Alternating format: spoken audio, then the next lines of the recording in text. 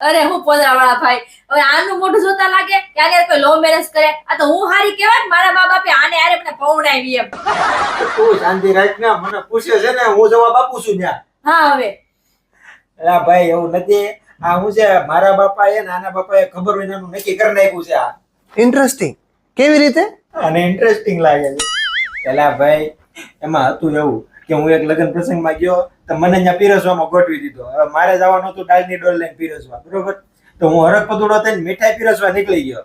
હવે ત્યાં એવું હતું કે જે છોકરો મીઠાઈ પીરસવા નીકળે ને એની હગાઈ બાકી હોય તો એ મીઠાઈ પીરસે અને બધા જોવે. તો જેને છોકરો ગમે ને તે એના પપ્પા હારે વાતચીત કરીને હગાઈ નક્કી કરે.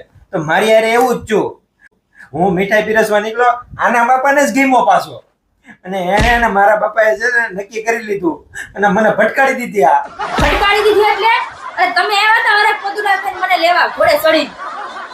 અરે એ તો હું જીગર વાળો કેવા કે ઘોડે ચડીને તને લેવા આવ્યો, બાકી તો બધા તને જોઈને જ ભાગી જાય. વાહ, તમે તો જીગર વાળા. અરે જોઈ તમારી જીગર, તમારા કરતા તો જીગર વાળી હું છું. તમે આવ્યા ને 500 માણાને લઈને મને લેવા, બાકી મારી હિંમત જો તમારી યાર એકલી હાલતી થઈ ગઈ.